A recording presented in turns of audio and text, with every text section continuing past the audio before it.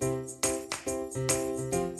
listening to Catholic Sprouts, the daily podcast for Catholic kids that strives to plant seeds of faith.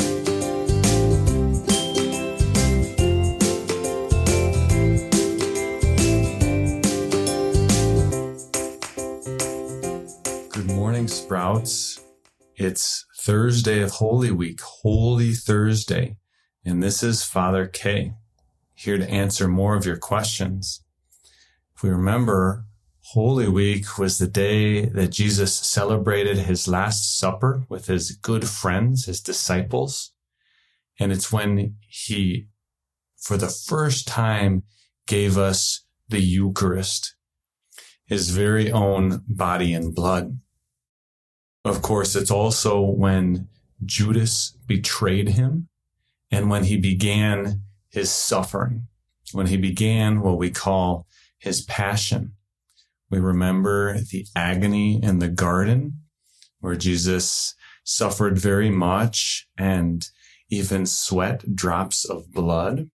And we remember that he was arrested and treated very poorly and hit and punched by the guards and questioned by the Pharisees before they locked him up and then brought him to Pontius Pilate the next day.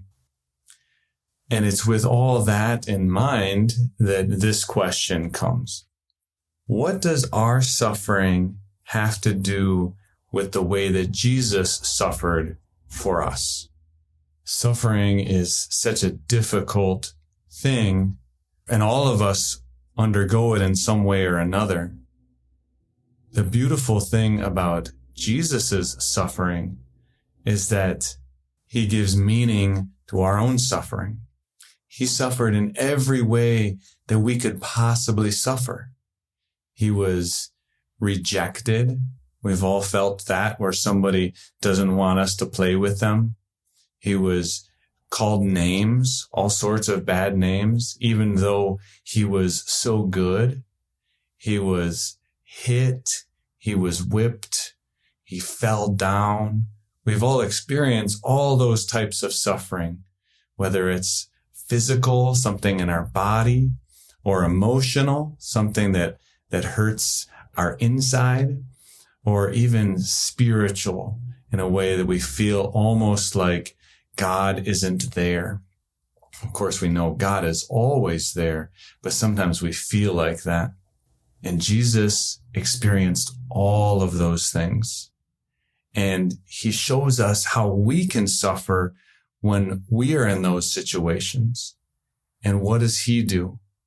Well, he told us earlier on in the gospel, when somebody is mean to us, that we turn the other cheek.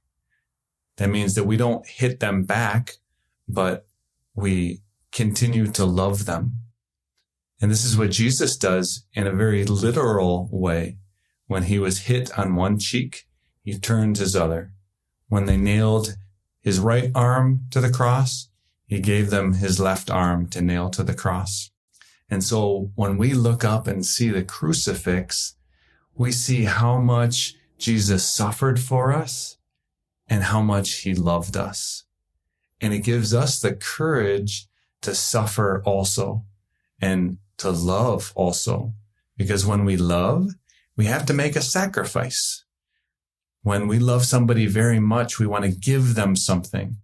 And maybe we give them money, or maybe we give them time, or we give them a present that we had to buy or make. And it's something that we have to give away. And maybe we'd rather keep it. But we say, I love them so much that I'm still going to give this to them. And there's a suffering there. There's a pain there. And this is what we learn from Jesus, how to suffer, how to give, how to love. There's a special sacrament in the church called the anointing of the sick. And in that sacrament, it's like Jesus comes down and transforms the person's suffering into his own presence. And so I tell people when I'm there with them in their sick bed, maybe in the hospital, I say, now Jesus is close to you in a special way. And when you feel that pain, or when you feel that loneliness or that fear, you can know that Jesus is right there with you. Saint Mother Teresa of Calcutta used to say that suffering is the kiss of Christ. And when we suffer, we can know that Jesus is very close to us. And how about during these next few days where we remember Jesus' suffering, how about we try to be very close to him? I'll see you tomorrow. That's it for Catholic Sprouts today. We'll be back tomorrow, but until then, continue to grow in your faith and truly sprout into the beautiful creation that God created you to be.